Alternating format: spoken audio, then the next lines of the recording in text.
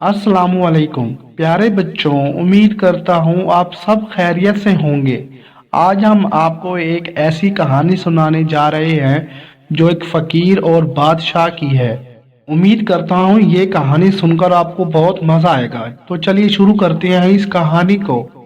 फकीर और बादशाह। एक मर्तबा का जिक्र है कि एक फकीर जहां भी कहीं जाता बस यही सदा लगाता, तीन बातें सुन लो और हर बात का मुआवजा 100 रुपया दे दो। कोई भी उसकी उस सदा पर कान ना धरता था। तंग आकर फकीर दरिया की तरफ निकल गया। वो किनारे किनारे चलता जाता और बड़बड़ाते हुए लोगों को कोसता जाता था।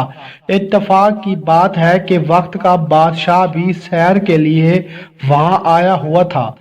उसने फकीर को कोसते हुए सुना तो उसे बुलाकर वजह पूछी।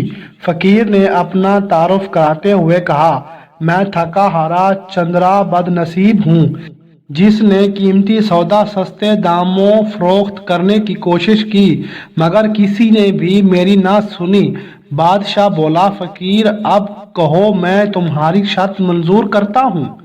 फकीर खुशी खुशी तैयार हो गया। उसके बाद फकीर ने तीन बातें सुनाई। नंबर 1, रात दा जागन भला, यानी रात को जागना मुफीद है।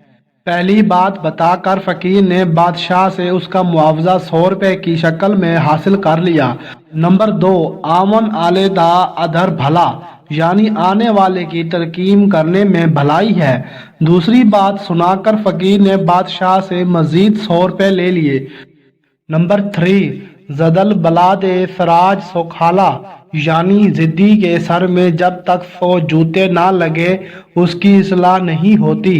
यूं फकीर ने अपनी तीसरी और आखिरी बात के औज भी 100 रुपए भी ले लिए और चलता बना। वजीर ने अर्ज किया, बादशाह सलामत, ये तो आम सी बातें थी, आपने खामखा फकीर को इतनी अहमियत दी। बादशाह ने कहा, बात को नहीं देखते, बात के अंजाम को देखते हैं।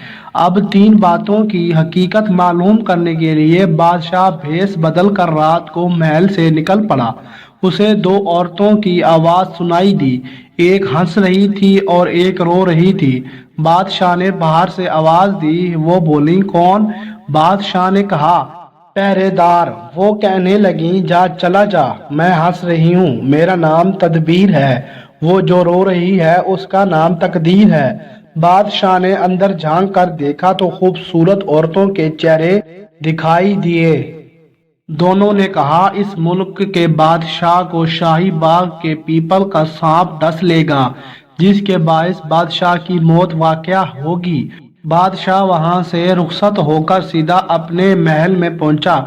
अब वो उस बात की सदाकत को परखना चाहता था। उसने शाही खजाने से सदकात खैरात की तकसीम शुरू कर दी। वो सांप के मुतालिक सोच रहा था। उसने पीपल से महल तक रास्ता बनाया और उस पर कपास बिछा दी।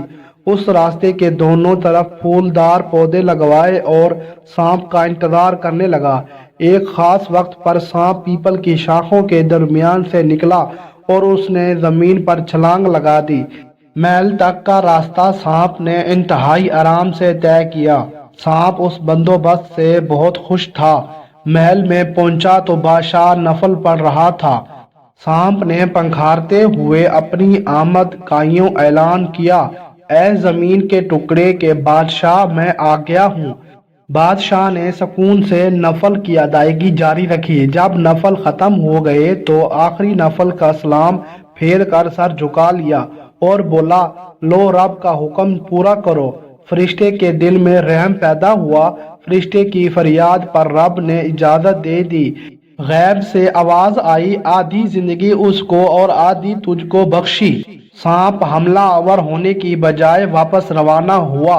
बादशाह ने सांप से कहा, मेरे लायक कोई और खिदमत हो तो बताओ।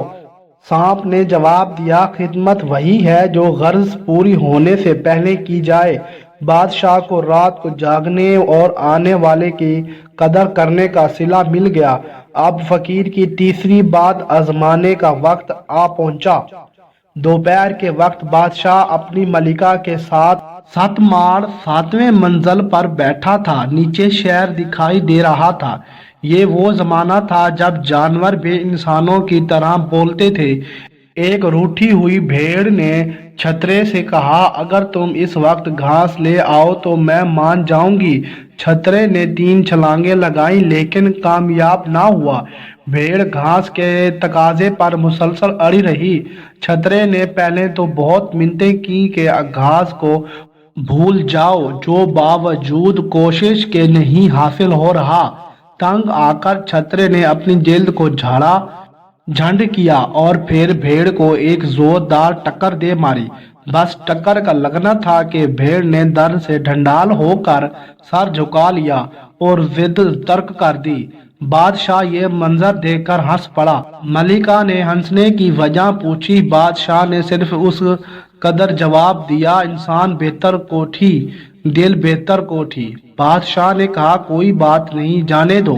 ملکہ نے جھنجھلا کر تاش کے پتے پھینک دیے اور کہا، اگر کوئی بات نہیں تو جاؤ، پھر نہیں کھیلتی میں تاش۔ ملکہ کی ہٹ دھرمی کو دیکھ کر بادشاہ طیش میں آ گیا۔ اس نے غصے کی حالت میں 100 مرتبہ جوتی ملکہ کے سر میں دے ماری۔ ملکہ بے ہوش ہو کر گر پڑی۔ اس واقعے کے بعد ملکہ آج کسی سے اس کا حال نہ پوچھے گی۔ مراد یہ ہے کہ کبھی ادھوری باتوں کا مطلب نہ پوچھے گی۔ اس طرح فقیر کی تیسری بات کی سچائی بھی بادشاہ پر اشکار ہو گئی۔ تو بچوں، یہ تھی آج کی کہانی۔ اس کہانی میں آپ کو کیا سیکھنے کو ملا، نیچے کامنٹ سیکشن میں لازمی بتائیں۔ تو یہ تھی آج کی کہانی۔ اگر اچھی لگی ہو تو اس کہانی کو لائک کریں، شیئر کریں اور ایسی نئی کہانیاں سننے کے لیے اس چینل کو سبسکرائب کریں۔